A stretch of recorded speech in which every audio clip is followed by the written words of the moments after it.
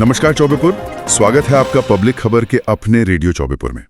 अब हर सुबह की शुरुआत होगी आसपास की खास खबरों के साथ। ना अखबार पलटने की झंझट, ना टीवी से चिपके रहने की जरूरत। बस सुनिए अपने मोबाइल पर सीधा ऑडियो समाचार बुलेटिन। जो भी जरूरी है आपके लिए वो सब अब सिर्फ एक ही जगह, रेडियो चौबेपुर पर, क्योंकि यही है पब्लिक खबर, पब्लिक की बात, पब्लिक के लिए, पब्लिक के साथ।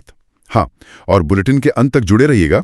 आज हमारे लीगल एक्सपर्ट सीनियर एडवोकेट अनुपम तिवारी बैंक लोन से जुड़ी एक खास जानकारी देंगे।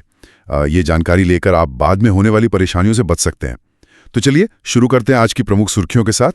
तो पहली खबर शिक्षा जगत से है, खासतौर पर प्रवासी मजदूरों के बच्चों के लिए। चौबेपुर के बंदाहा कला, राजवारी और कुर्सिया गांव में जो आशा ट्रस्ट सामाजिक शिक्षण केंद्र चला रहा था, वो अब कुछ समय के लिए बंद हो गया है। जी हाँ, असल में ईंट भट्ठों पर काम बंद हो गया है ना, तो उसकी वजह से छत्तीसगढ़, झारखंड, बिहार और मध्य प्रदेश के कई प्रवासी श्रमिक परिवार वापस जा रहे हैं अपने गांव। और इन केंद्रों में करीब करीब 140 बच्चे पढ़ रहे थे। अच्छा, 140 बच्चे। हाँ, तो आशा संस्था के वल्लभाचार्य पांडे जी ने विदाई के समय बच्चों को कुछ तोहफे वगैरह दिए और कहा कि भाई पढ़ाई जारी रखना। उम्मीद यही है कि ये केंद्र नवंबर में जब श्रमिक लौटेंगे तो फिर से खुल जाएंगे। चलिए, अच्छी बात है। अब अगली खबर है छात्रवृत्ति मतलब स्कॉलरशिप से जुड़ी हुई। जिला समाज कल्याण अधिकारी डॉक्टर गिरीश चंद्र दुबे, उन्होंने जानकारी दी है कक्षा 9, 10, 11 और 12 के लिए जो छात्रवृत्ति आवेदन है वो 2 जुलाई से शुरू होंगे और 30 अक्टूबर तक चलेंगे। जी, और इससे जो ऊंची कक्षाएं हैं जैसे ग्रेजुएशन या पोस्ट ग्रेजुएशन, उनके लिए आवेदन 10 जुलाई से शुरू होंगे और 20 दिसंबर तक किए जा सकेंगे। और हाँ, अनुसूचित जाति और जनजाति के जो छात्र छात्राएं हैं उनके लिए आवेदन की आखिरी तारीख अगले साल 31 मार्च तक रखी गई है।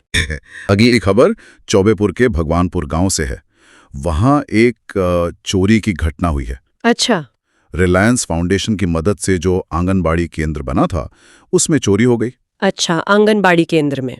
वहां की जो कार्यकर्ती हैं नंदिता यादव, उन्होंने बताया कि चोर केंद्र से सोलर पैनल, बैटरी, पंखा, बर्तन और कुछ जरूरी सरकारी कागज भी चुरा ले गए हैं। अरे बाप रे, सरकारी कागज भी? जी, पुलिस ने रिपोर्ट तो लिख ली है और अब मामले की जांच कर रही है। अच्छा।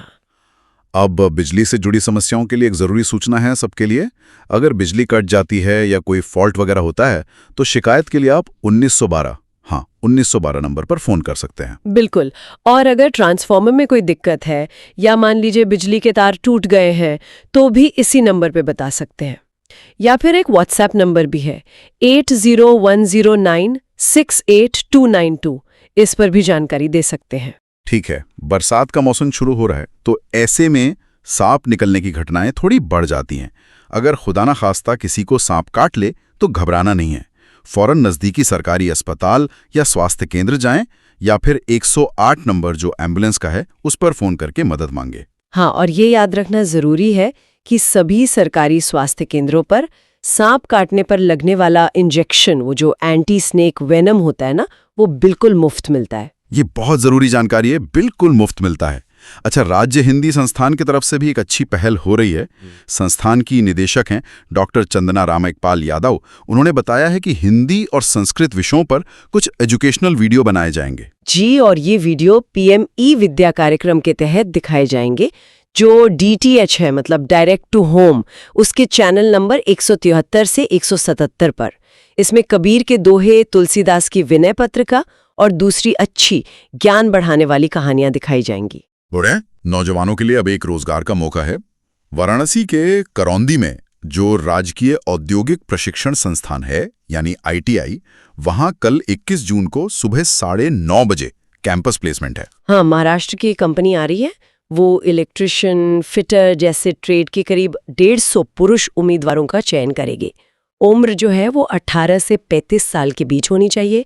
और अगर ज्यादा जानकारी चाहिए तो सुनील कुशवाहा जी से संपर्क कर सकते हैं। ठीक है। पॉलिटेक्निक में जिन्होंने दाखिले के लिए प्रवेश परीक्षा दी थी उनके लिए भी खबर है। संयुक्त प्रवेश परीक्षा परिषद उत्तर प्रदेश यानी JEC, उसका रिजल्ट 23 जून को आ सकता है, ऐसी संभावना है। इस साल जिले से करीब 48,300 लोगों ने ये परीक्षा दी थी। हाँ, काफी लोगों ने दी थी। जिले में कुल 45 पॉलिटेक्निक संस्थान हैं, इनमें 2 सरकारी हैं और 43 प्राइवेट। तो रिजल्ट आने पर इन संस्थानों में फिर एडमिशन की प्रक्रिया शुरू हो जाएगी। अच्छा, अब महात्मा गांधी काशी विद्यापीठ से एक सूचना है, बैचलर ऑफ फाइन आर्ट्स मतलब BFA कोर्स में दाखिले के लिए प्रैक्टिकल परीक्षा 22 जून को होगी, सुबह 10 बजे मानविकी संकाय भवन में। ये जानकारी कुल सचिव डॉक्टर सुनीता पांडे ने दी है। जी, और एक और जरूरी सूचना ITI में एडमिशन लेने वालों के लिए है। सरकारी और प्राइवेट दोनों तरह की ITI में दाखिले के लिए अप्लाई करने की आखिरी तारीख 22 जून ही है। आवेदन जो है वो www.scvtup.in इस वेबसाइट पर ऑनलाइन करना होगा। अच्छा, ऑनलाइन? हाँ, कम से कम 8वीं या 10वीं पास होना जरूरी है और उम्र 14 साल से ज्यादा होनी चाहिए। जिले में करीब 10,000 सीटें हैं। ठीक है। और आखिर में मौसम की जानकारी। मौसम विभाग का कहना है कि पूर्वांचल में मानसून आज यानी शुक्रवार से सक्रिय हो सकता है। वाराणसी और आसपास के इलाकों में तेज हवा चलने और गरज चमक के साथ भारी बारिश होने की संभावना है। जी, कल का जो तापमान था मतलब बृहस्पतिवार का, वो अधिकतम 35.9 डिग्री सेल्सियस और न्यूनतम 27.7 डिग्री सेल्सियस दर्ज किया गया था। तो ये थी आज की कुछ खास खबरें, और जैसा कि हमने शुरू में बताया था, अब वक्त हो चला है हमारे खास सेगमेंट का। चलिए सुनते हैं हमारे लीगल एक्सपर्ट सीनियर एडवोकेट अनुपम तिवारी से बैंक लोन पर खास सलाह। आजकल ये देखा जा रहा है कि जब भी कोई व्यक्ति बैंक में लोन लेने आता है तो बैंक वाले उससे एक चेक ले लेते हैं जिसको वो सिक्योरिटी चेक के नाम से बोलते हैं, और उस चेक को अगर आप देने से मना करते हैं तो वो कहते हैं कि जी ये तो सिर्फ सेफ्टी पर्पस से है या सिग्नेचर वेरिफिकेशन के पर्पस से है, हम इसको कहीं भी प्रेजेंट नहीं करेंगे।